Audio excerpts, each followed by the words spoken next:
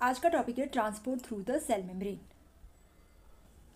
हमारे बॉडी के सभी सेल्स को न्यूट्रिएंट्स चाहिए, सभी सेल्स को वाटर, इलेक्ट्रोलाइट्स चाहिए और जो भी वेस्ट प्रोडक्ट्स, जो भी कार्बन डाइऑक्साइड उसमें बन रहा है उसे बाहर निकालना है। ठीक है, तो ये सब जो बाहर निकालना है, अंदर ले जाना है, इसके लिए हमारी जो सेल मेम्ब्रेन है उसका स्ट्रक्चर बहुत ही बढ़िया से बनाया हुआ है, जो सेमी परमिएबल है और जो हमारे एक्स्ट्रा सेल्यूलर और इंट्रा सेल्यूलर फ्लूइड को सेपरेट कर रही है।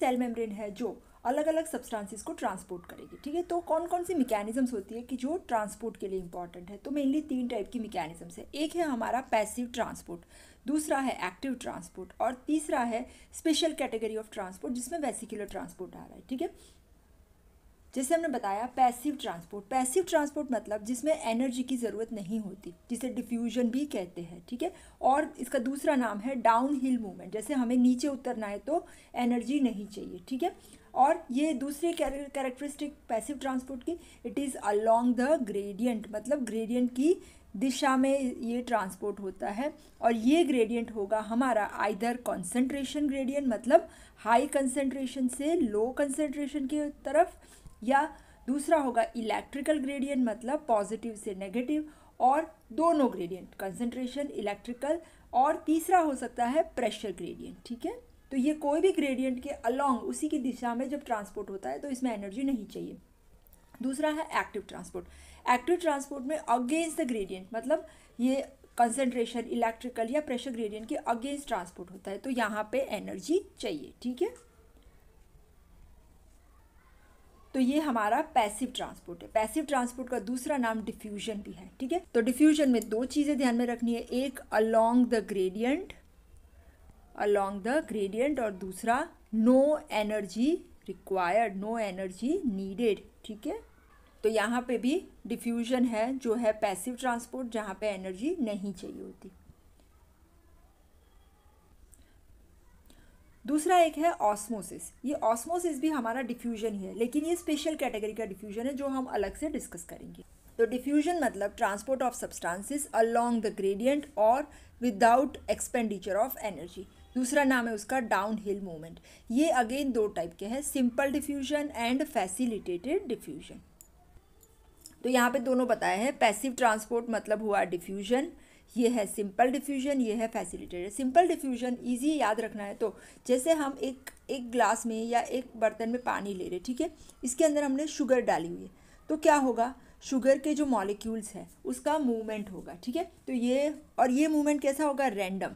ठीक है, तो रैंडम, और दूसरा अगर हम टेम्परेचर बढ़ाएंगे तो ये मूवमेंट बढ़ जाएगा। तो डिफ्यूजन का डेफिनेशन इसी तरह से कर सकते हैं, random thermal motion of molecules का मोशन इन अ लिक्विड के अंदर, जिसकी वजह से क्या होगा, दैट टेंड्स टू रीडिस्ट्रीब्यूट, ये मॉलिक्यूल्स का रीडिस्ट्रीब्यूशन होगा वो लिक्विड के अंदर, इसे कहते हैं सिंपल डिफ्यूजन। डेफिनेशन इंपॉर्टेंट है, करनी है, random thermal motion of the molecules in a liquid that tends to redistribute them uniformly through the liquid. ठीक है, और ये मूवमेंट जो है वो कब तक होती रहेगी, जब तक कि ये कंसंट्रेशन इक्वल नहीं हो जाए, जिसे कहते हैं स्टेट ऑफ इक्विलिब्रियम, जब तक कि इक्विलिब्रियम का स्टेट नहीं आ जाता। ठीक है, हाँ, इसमें हमारा एक लॉ आ रहा है जिसे कहते हैं फिक्स लॉ ऑफ डिफ्यूजन, मतलब हमारा जो डिफ्यूजन है उसका रेट कौन कौन से फैक्टर के ऊपर डिपेंड करता है। तो रेट ऑफ डिफ्यूजन, ठीक है, इसमें एक हमारा आ जाएगा डिफ्यूजन कोएफिशिएंट मतलब उसका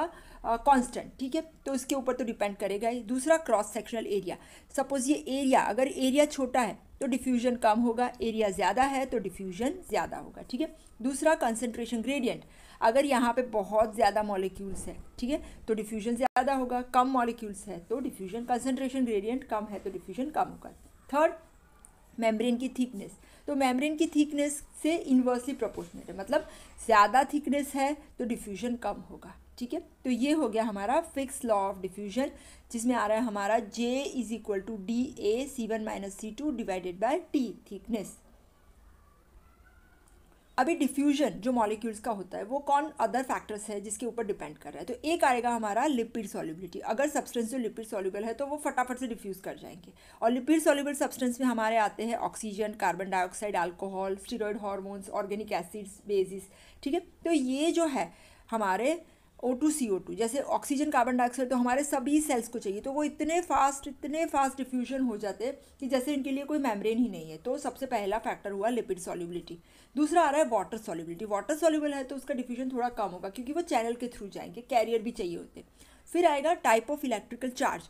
इसके जो चार्ज, सपोज जैसे Na+ है, Ca+2 है, तो चार्ज जितना ज़्यादा हुआ इतना डिफ्यूजन अफेक्ट करेगा। और साइज ऑफ द मॉलिक्यूल, अगर साइज बड़ी है तो डिफ्यूजन धीरे होगा। हाँ, अभी अगर सब्सटेंस जैसे हमने बताया कि वाटर सॉल्युबल है, तो जो वाटर सॉल्युबल सब्सटेंस है ना, हमारी जो मेम्ब्रेन होती है वो लिपिड बाइलेयर है ना, फॉस्फोलिपिड्स, यहाँ पे ये फॉस्फोलिपिड का लेयर है। तो लिपिड सॉल्युबल तो चले जाएंगे यहाँ से, लेकिन वाटर सॉल्युबल सब्सटेंसेस वहाँ पास नहीं हो सकते। तो वो कहाँ से पास होंगे? ये हमारी प्रोटीन चैनल्स होती है, ठीक है। और ये जो प्रोटीन चैनल्स है उसकी दो कैरेक्टरिस्टिक है। एक तो ये सिलेक्टिव परमिएबल है, मतलब जिसके लिए जो चैनल बनी है उसी को पास होने देगी, ठीक है। और दूसरी उसकी कैरेक्टरिस्टिक होती है कि ये जो चैनल्स होती है ना, ये गेटेड होती है, मतलब इसमें गेट्स होते हैं अलग अलग टाइप के, ठीक है।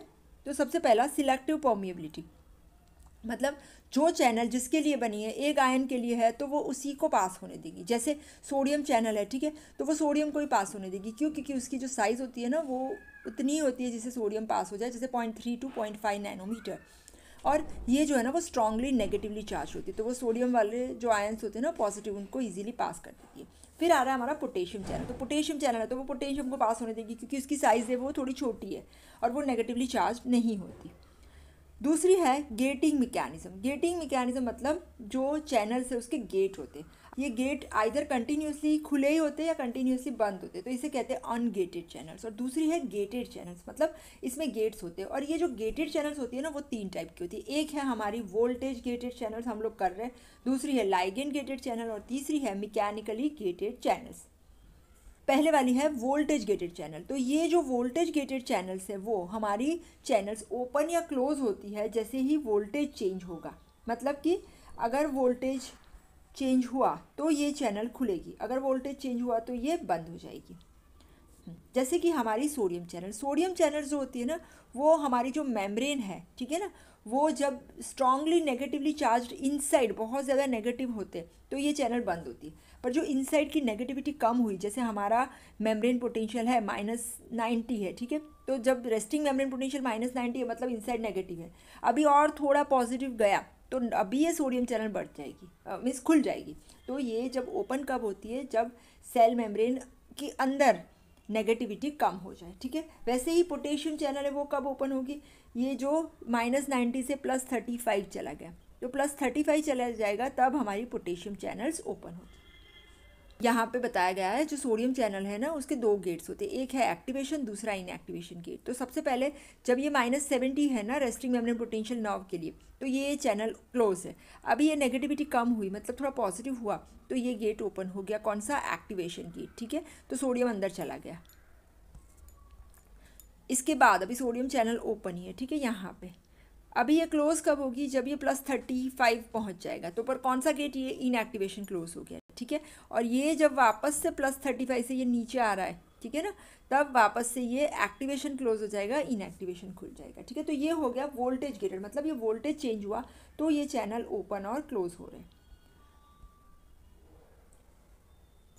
दूसरे हमारे लाइगेंड गेटेड चैनल्स, मतलब लाइगेंड एक ऐसा सब्सटेंस है कि जो हार्मोन के जैसे होता है, और ये जो लाइगेंड जब ये हमारी चैनल के साथ बाइंड होता है तो ये चैनल को ओपन कर रहा है, ठीक है। पर ये लाइगेंड अंदर नहीं जाएगा, जैसे हमारा एसिटाइल कोलिन है वो लाइगेंड की तरह काम कर रहा है, ठीक है।